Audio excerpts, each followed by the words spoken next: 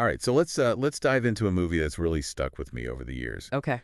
It's it's Misery. Oh, You know, yeah. the 1990 thriller based on the Stephen King novel. Yeah. And it's got this creepy vibe that just it stays with you, and we're gonna get into. It's a classic for a reason, right? Oh yeah. Oh yeah, for sure. It's one of those movies that just gets under your skin and you can't shake it off. Yeah. So Misery, it's about a famous novelist named Paul Sheldon Right. who gets into a car accident during a blizzard. Oh, yeah, in the middle of nowhere. Yeah, and he's rescued by Annie Wilkes, who is, His #1 fan. oh, don't even say that I phrase. know, right? Chills. Yeah, I get chills every time I hear that now. It's like, it's become synonymous with creepy obsession. It has, and it's like you said, it's for a reason. Yeah. So Paul, he writes this romance series called Misery, and Right. ironically, he gets rescued by this woman named Annie, who is obsessed with this series. Yeah, and she's like a nurse. She lives in this remote farmhouse. Yeah, all alone. Yeah, it's like the perfect setting for a horror movie. It is, the setting is almost like a character itself. You Oh, know? absolutely. Yeah, it's like it's closing in on him the whole time. Yeah, you're trapped there with him. Exactly. So at first, she seems like she's caring, you know? Yeah, like the typical, good Samaritan. Right, She exactly. nurses him back to health. She's cooking for him. But there are these little hints that something is off. Yeah, like her reaction to the language in his new manuscript. Oh, yeah. Remember that scene? Yes, when she finds out he uses profanity. Yes, and she completely freaks out. Yeah, she's like, you can't use that language. Yeah. My Misery would never talk like that. It's almost comical, but also terrifying. It is. It's like this glimpse into her controlling nature. Yeah, you can tell that she needs things to be a certain way, and she will not tolerate any deviation from that. And that's when you realize this is not going to end well. No, not at all. So then comes the real turning point. Okay. Annie discovers that Paul has killed off Misery Chastain. The heroine of his book series? Yes, in his latest book. Oh, boy. And let me tell you, she does not take it well. I can imagine. It's like all of her love for this fictional character just turns into this terrifying rage. Yeah, and it's directed at him. Right, at Paul. It's like she holds him responsible for the death of this fictional character. And that's where the movie really takes a dark turn. Absolutely. It becomes a psychological thriller. It's all about control and manipulation from that point on. Yeah, she's trying to force him to write a new book. To bring Misery back to life. Right. And it's like this twisted metaphor for the relationship between an artist and their creation. Yeah, like, have you ever felt that pressure as a creator? Oh, absolutely. Yeah, I think anyone who creates anything feels that pressure to please their audience. Right. You don't want to disappoint your fans. In Misery, it takes that to the extreme. Yeah, it turns it into a literal nightmare. Yeah, and Kathy Bates, her performance as Annie Wilkes. Oh, my God. It's Oscar-worthy. It is. She won an Oscar for it. And deservedly so. Absolutely. She's terrifying. Yeah, she is. But she also has these moments of vulnerability. Right. You almost feel sorry for her at times. Yeah, you see these flashes of humanity, and then she just snaps back into this, Crazy person. Yeah, exactly. It's so unpredictable and unsettling. Yeah, it keeps you on edge the whole time. And the director, Rob Reiner, Yeah. he does such a great job of creating this atmosphere of dread and suspense. Oh, absolutely. The way he uses close-ups, the sound design, the pacing. It all works together. Perfectly. Yeah, you're just completely engrossed in the story. And it's funny because, Rob Reiner, he was known for comedies before this. Right, this is Spinal Tap, Mm-hmm. When Harry Met Sally. Exactly. And then he directs this, terrifying psychological thriller. Yeah, it's wild. It just goes to show his range as a director. Yeah, and I think that background in comedy actually helps. Oh, interesting. How so? Well, there are these moments of dark humor in Misery Right. that I think made the tension even more palpable. Yeah, it's like a release valve. You get a little chuckle, and then you're right back to being terrified. Exactly. So we've talked about Annie's character a bit, the setting, Rob Reiner's direction.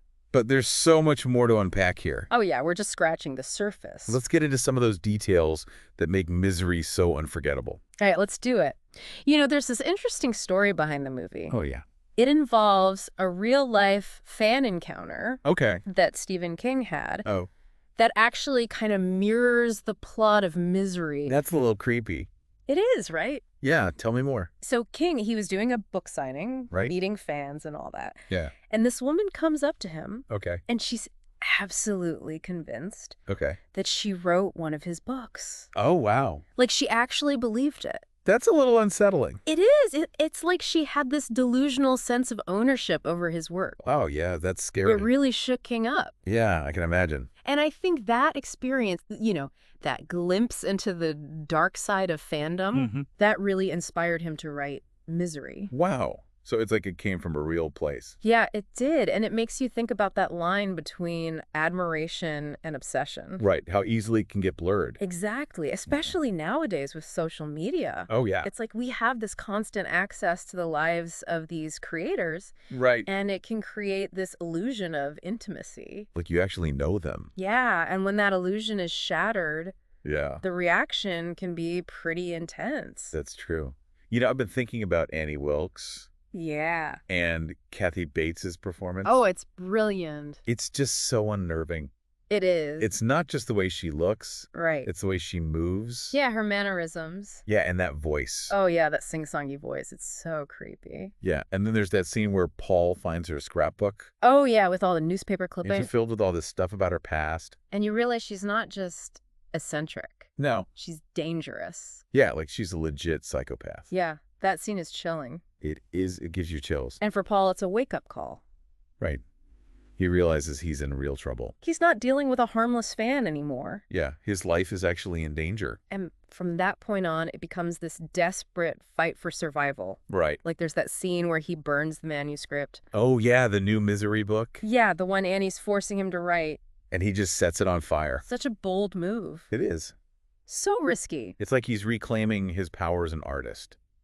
Yeah, in a way he is. Even if it means destroying his own work. It's a powerful moment. It is. You know, it reminds me of that saying, kill your darlings. Oh, yeah. You know, when you have to cut something you love from your writing. Right, even if it hurts. Yeah, because it's not serving the story. And in Paul's case, it's a matter of life or death. Literally, yeah. So we've talked a lot about Annie, Right. but we can't forget about Paul. Yeah, James Cano gives a great performance. He does. He's not just a passive victim. No, he's fighting back.